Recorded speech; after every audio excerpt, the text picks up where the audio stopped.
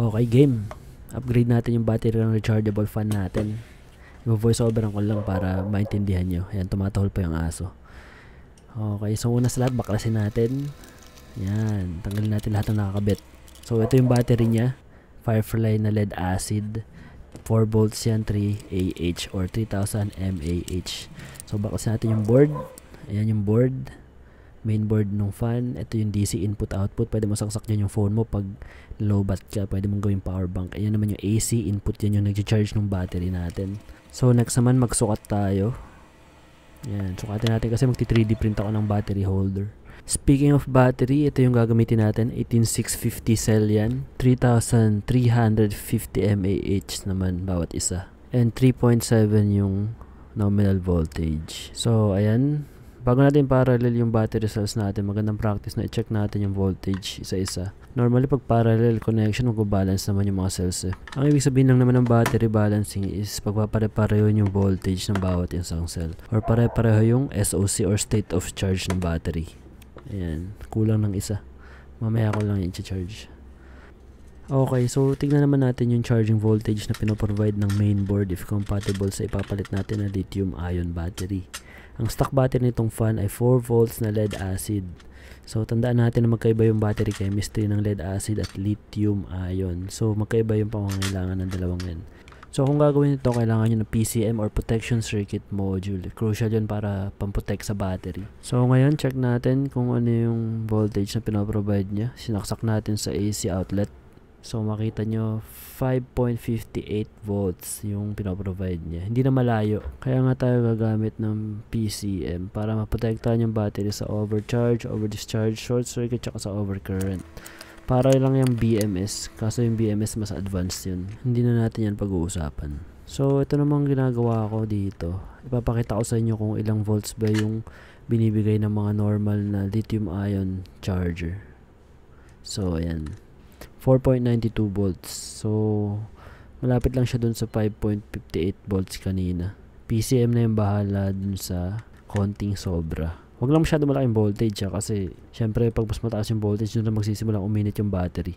Flammable pa naman tong mga lithium ion kaya iwasan natin yung sobrang taas ng voltage. Okay?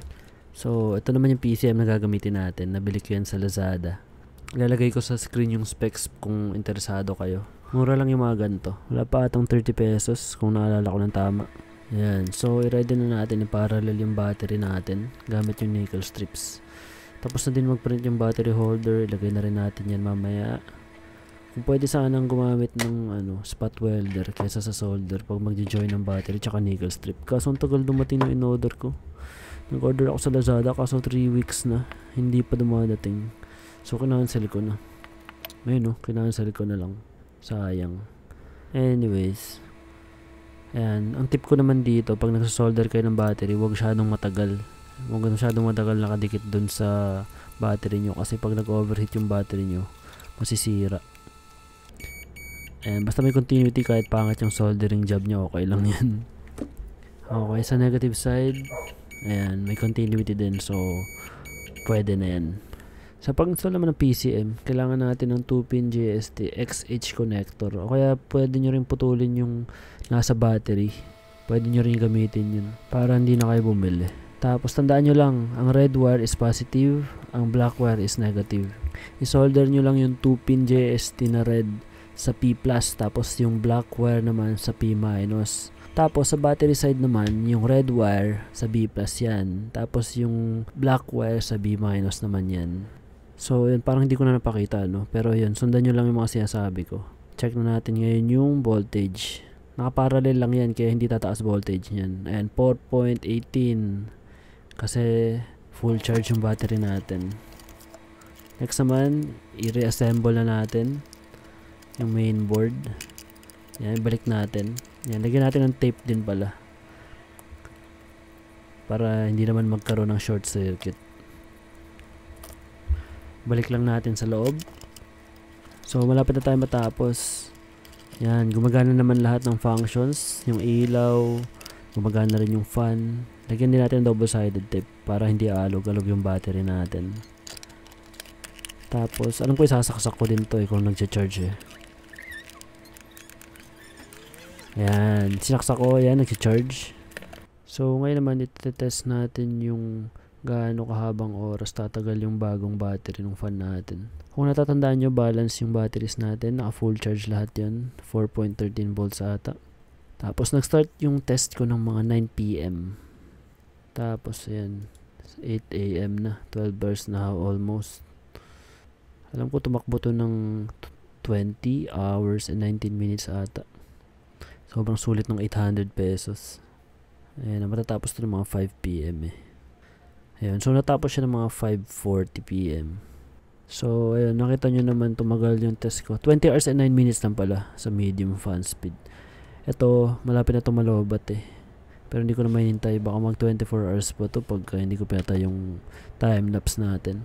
Pero ito pala, kung mapapansin nyo, sa low and medium setting, hindi umiilaw yung low battery indicator. Pero pagdating sa high, umiilaw na. Ito yung tinatawag na voltage dip, voltage sag. Sobrang lakas sumatak nung motor. Pero kung tutuusin mo, tatakbo pa to ng matagal sa low settings eh. So ngayon naman, check natin yung temperature after tumakbo ng 20 hours. So ayan, nasa 25-26 degrees Celsius lang. Keep in mind, naka-on yung aircon dito sa kwarto, pero kahit ganun, hindi talaga umiinit yung battery kahit hawak-hawakan mo. Hindi mainit sa pakiramdam. Check naman natin yung voltage. 3.53 volts. That's around 30-40% SOC sa mga lithium ion. Maganda sana kung meron tong voltmeter. Ayan o, parang ganito. Para makikita mo kung eksakto kung ilan yung charge ng electric fan mo. Ito naman, charging. Check natin yung temps. Pag naka-charge, pati din yung voltage. Hayaan mo natin siya mag-charge 30 minutes. Balikan natin mamaya-maya. Pero bago pala natin iwan, kuha pala muna tayo ng baseline reading para i-compare natin yung before sa after. So, 3.55 volts. Yung voltage niya. And 26.7, 26.9 ata. Ayan, 26.9 degrees Celsius. Balikan natin mamaya. So, ilagay muna natin dyan yung timer para sa video. 2 minutes 34 seconds na yung nakalipas. So, ayan, 33 minutes na siya nakasaksak. Ang temps natin ay nasa 27.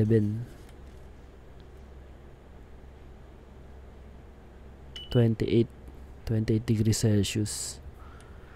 Expect nyo lang na matagal mag-charge to kasi ang laki. 13,000 mAh almost. Ayan, may mga 29, may mga 32 pa. Pero sa mainboard na yun. Pero normal pa din yung kasi nasa likod niyan yung mga rectifier pati mga capacitors eh. Yan yung nagko-convert ng alternating current or AC tapos gagawin lang DC na direct current na ginagamit ng battery natin. So, ayun, tapos na yung video. Kung umabot ka dito sa last part, maraming salamat sa panonood. Ito, bonus na lang to. Papakita ko sa inyo kung paano mag-verify ng reading sa wattmeter. Makikita kasi natin dito. Ayan, naglalaro sa 1.4 or 1.5 watts. Tapos, 16 milliamperes naman yung current. Or 0.016 amps. Siyempre, voltage natin sa Pilipinas, 220 or 230.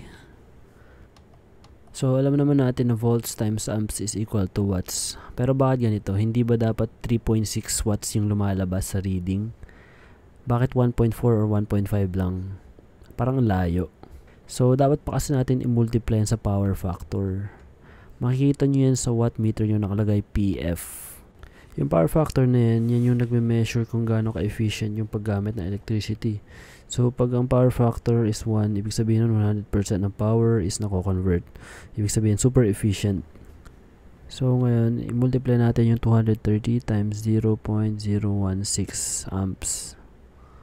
So, 3.68 watts dapat. Pero ang pinapakita niya is 1.5 lang. 1.4, 1.5. So, dito na natin i-multiply yung power factor. Ang power factor natin is 0.4 something. Sabi natin 0.5. So, times 0.5. So, ang lumabas is 1.84 watts. So, mas malapit sa 1.5. na pinapakita ng reading. Ganyan kino-convert yung, or ganyan kino-compute yung wattage. Kasi may power factor. Nasa real world kasi tayo kaya may loss talaga yan. So, dito na matatapos yung video natin. Kung umabot kayo dito sa part na to, maraming salamat sa panonood. Mag-subscribe na rin kayo, tsaka i-like nyo na yung video, tsaka i-turn on nyo yung notification bell para wala lang. Hindi, joke lang. Pero maraming salamat. Inom kayo ng tubig. Bye-bye.